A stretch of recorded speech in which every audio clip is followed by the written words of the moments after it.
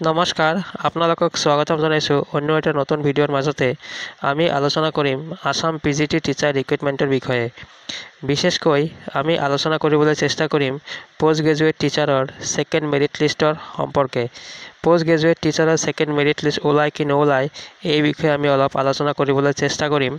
আপোনালোকে ভিডিঅ'টো শেষলৈকে চাব। আপোনালোকে ইতিমধ্যে জানে গ্ৰেজুৱেট টিচাৰৰ ছেকেণ্ড মেৰিট লিষ্ট ওলাইছে আৰু তাৰে ভেৰিফিকেশ্যন 30 জুলাইৰ পৰা ৰখা হৈছে।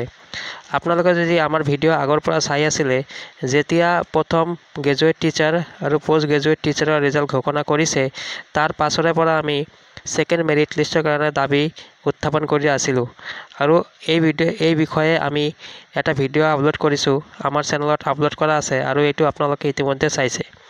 এতিয়া কথাটো হ'ল যে পোষ্ট গ্ৰেজুৱেট টিচাৰৰ ছেকেণ্ড মেৰিট লিষ্ট ওলায় কি নোলায়।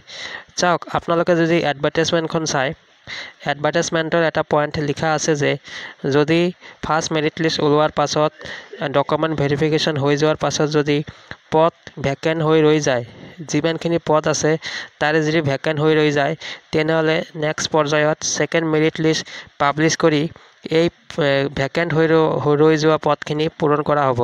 ঠিক তেনেদৰে আপোনালোকে জানে গ্ৰেজুৱেট টিচাৰৰ ফাৰ্ষ্ট মেৰিট লিষ্ট ওলোৱাৰ পাছত ডকুমেণ্ট ভেৰিফিকেশ্যন হৈ যোৱাৰ পাছত কিছুমান পদ ভেকেণ্ট হৈ আছিলে, তাৰ কাৰণে গ্ৰেজুৱেট টিচাৰৰো ছেকেণ্ড মেৰিট লিষ্ট ঘোষণা কৰিছে।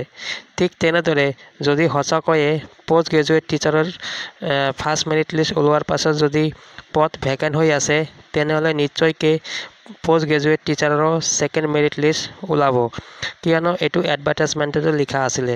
লগতে শিক্ষামন্ত্ৰী ডাঙৰীয়া এইটো টুইট কৰিছিলে যে after the first merit list of document verification, মানে ফাৰ্ষ্ট মেৰিট লিষ্ট ওলোৱাৰ পাছত ডকুমেণ্ট ভেৰিফিকেশ্যন হোৱাৰ পাছত যদি পদ ভেকেণ্ট হৈ যায়, তেনেহ'লে এই পুনৰ এটা merit list second merit list ওলাই এই গ্ৰেজুৱেট টিচাৰ আৰু পোষ্ট গ্ৰেজুৱেট টিচাৰৰ এপইণ্টমেণ্ট দিয়া হ'ব। গতিকে আপোনালোকে ছেল্ফ কনফিডেঞ্চ ৰাখিব, আপোনালোকে আশা একেবাৰে নেৰিব। যিবিলাক প্ৰাৰ্থী আছে বা যিবিলাক কেণ্ডিডেট আছে অকল 1 মাৰ্ক 2 মাৰ্ক বা পইণ্টৰ কাৰণে ৰৈ গৈছে, আপোনালোকে আশা ৰাখিব আপোনালোকৰ কাৰণে পোষ্ট গ্ৰেজুৱেট টিচাৰৰ ছেকেণ্ড মেৰিট লিষ্ট অহাটো পচিবিলিটি আছে। এতিয়া কথাটো হ'ল যে PGTত পদ ভেকেণ্ট হৈ আছেনে নাই। চাওক, যদি আমি এইটো চাবলৈ যাওঁ, আপোনালোকে ইতিমধ্যে জানে BTRত পোষ্ট গ্ৰেজুৱেট টিচাৰৰ এপইণ্টমেণ্ট হৈ গৈছে আৰু যিবিলাক কেণ্ডিডেট এনেকুৱা আছে পোষ্ট গ্ৰেজুৱেট টিচাৰত BTRত এপইণ্টমেণ্ট লৈছে, তেখেতে কিন্তু আসামৰ PGTত এপইণ্টমেণ্ট নল'ব। গতিকে তাতে আল্টিমেটলি পদ ভেকেণ্ট হৈ যাব, অসমৰ PGTত পদ ভেকেণ্ট হৈ থাকিব। আৰু আমি যিমান দূৰ গম পাইছোঁ বা যিমান দূৰ আমি বিভিন্ন ইউটিউবৰ মাধ্যমে আমি শুনিবলৈ পাই আছোঁ বা চাবলৈ পাই আছোঁ, প্ৰায় 150ৰ পৰা 200টামান পদ এনেকুৱা আছে যি পোষ্ট গ্ৰেজুৱেট টিচাৰৰ এতিয়াও ভেকেণ্ট হৈ ৰৈ আছে। গতিকে যদি এনেকুৱা সঁচাকৈ হৈছে, তেনেহ'লে আপোনালোকে ৱেইট কৰক অফিচিয়েল আপডেট অহালৈকে।